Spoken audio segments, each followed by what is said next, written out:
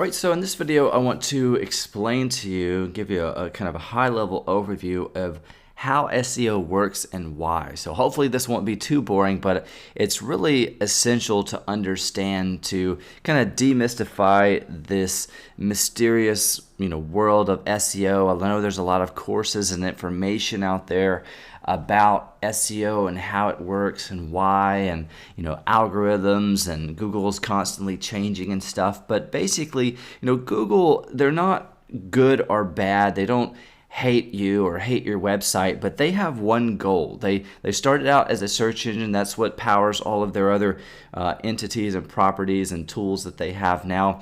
But they have one goal for the user, and that's to be they're a content curator. Basically, they are a big, like the largest content curator in the world pretty much, and they basically organize all the world's information and web pages and videos. And so their one goal for their user, their visitor, is to display the best possible results for the visitor for whatever search query they're typing in the shortest amount of time. That's their one goal. And so if you can kind of align yourself with Google's goals, same goals, then you're going to do very well in the search engine, and you don't have to game them or do any kind of shady stuff to manipulate their algorithm, but just kind of be, structure your content and your website to be in alignment with their goals, and you're going to do fine, and you're not going to have to worry about these, algorithm changes and penalties that they give to other sites in the long term. Because this, SEO, again, it takes time. It's not a overnight push button strategy. So you want these assets that you're building and creating to stand the test of time and be around for years and years and years. That's the whole reason that you're putting in the time on the front end, because you want these to pay off, because you want these assets and properties to pay dividends for months and years to come. So that's kind of how Google works and how SEO works. So I'm talking about Google mainly because they make up for most of the search engine traffic. There's Bing and Yahoo and other search engines, but Google is definitely the largest one at the time of me making this video. And I want to kind of give you some insight into the structure of a website, which is made up of HTML, and why. And kind of to drive home and reinforce why SEO is not some mysterious, ever-changing, thing. Yes, there's algorithm changes, but that's on Google's side. That's not SEO. That's not HTML. They're constantly changing their algorithm to keep up with the black hat spammers and those kinds of people. But it doesn't necessarily mean that the SEO changes, and I can prove to you why that's true.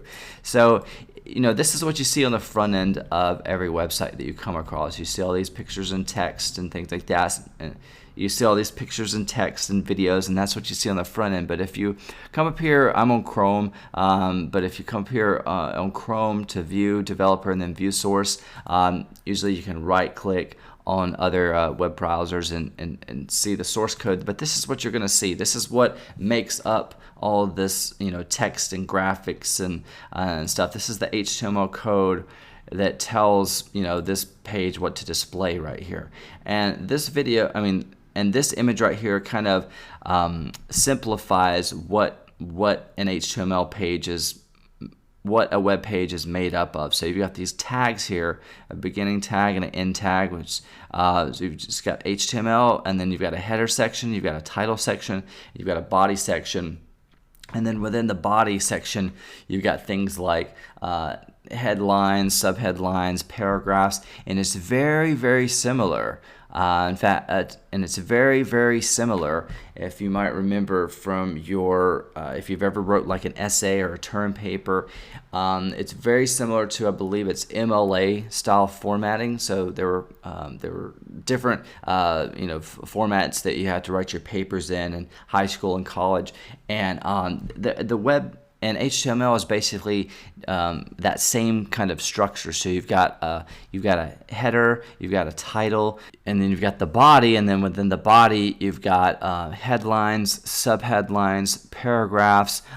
You've got links or hyperlinks, and hyperlinks are basically like the references. So if you remember, you had to like reference things if you borrowed little paragraphs or sentences from specific text. You had to reference those all throughout your term paper and stuff. And hopefully this isn't getting all boring and everything, but I just wanted to kind of again give you an overview and kind of make some sense of SEO, which is, HTML is the framework, and I want to kind of connect the dots of like, HTML isn't some kind of mysterious, programming language. It has a structure to it, and it's very, very similar to MLA format, the MLA writing format, which I'm sure you've probably written an essay or a term paper sometime in your life. So this is something that you can kind of relate to.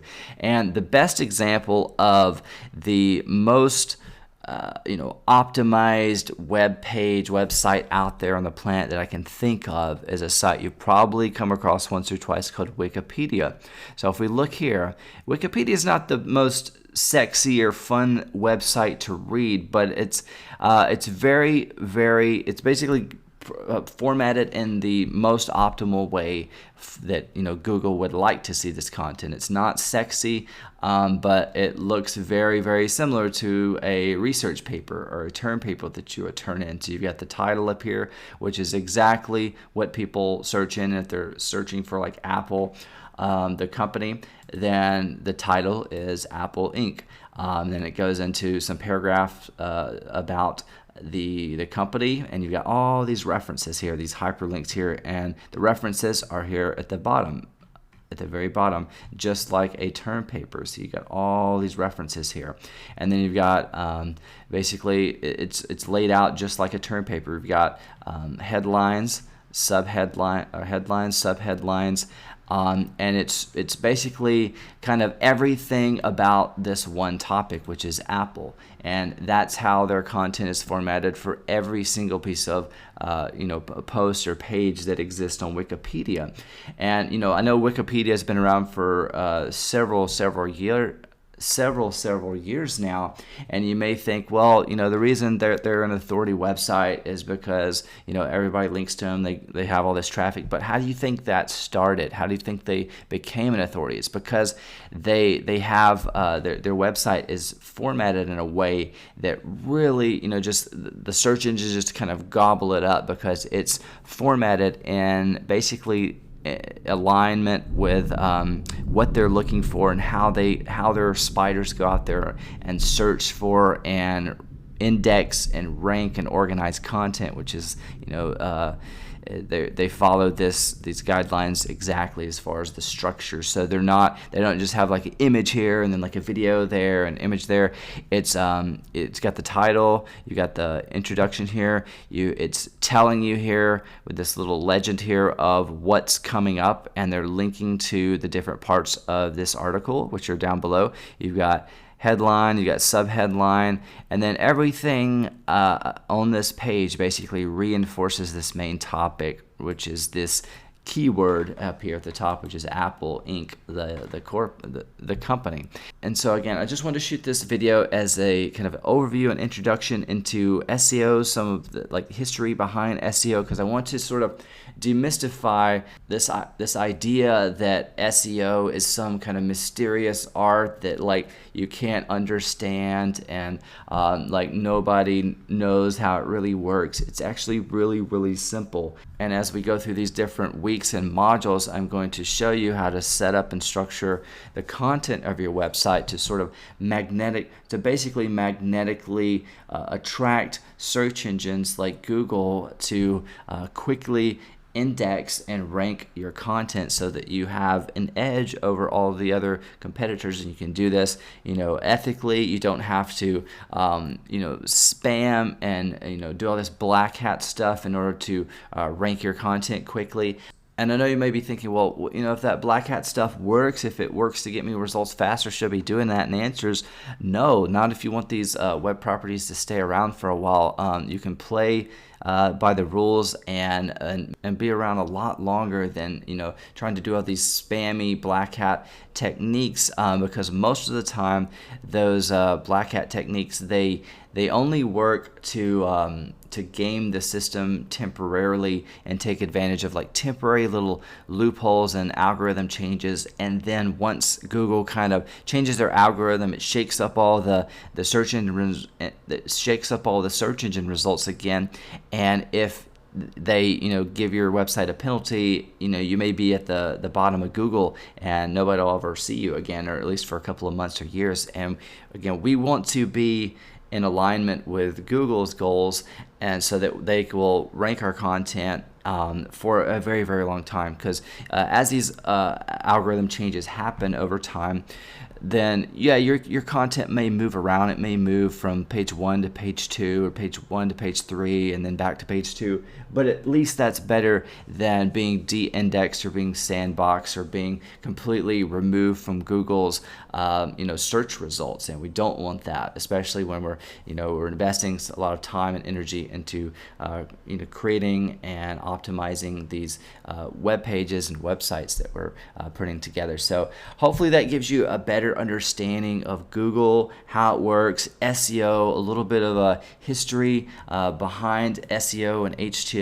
and kind of the structure of a web page. I know I don't want to dive like too deep into all of this, because there's no need in having to you don't have to have like a PhD or master's degree in like internet marketing to be successful and make a lot of money. But I wanted to give you that little piece of insight, and hopefully everything else moving forward will be a lot more simple. But I wanted to give you that overview and kind of high level overview of how SEO works, so that you have that understanding, so that you know why, and then you can understand a lot of the things that I'll be teaching moving forward. Everything else is going to be a lot more simple, but I want you to just have a solid understanding of SEO, and not just know what to do, but why you're doing it and why it works, and why there's no need to get distracted by all these like SEO shiny object little softwares and keyword tools and all this stuff out there, because you can do a lot of the stuff that you need to do when it comes to SEO and ranking in Google. You can reverse engineer a lot of things and optimize your websites for the most part using manual processes. You don't need a suite of like SEO tools to do your job for you. You don't have to be a rocket scientist to be successful at SEO. And honestly, Google gives you pretty much everything that you need in order to be successful with SEO, pretty much for free, if you just know what to look for and where to look for it. So again, this is just an overview of SEO and kind of how it works and why. And we're going to use this understanding to build upon with the next couple of modules and weeks to come. All the other information that I'm going to be sharing with you in the next several modules are going to build upon this structure, and it's going to reinforce all the stuff I've mentioned to you in this video.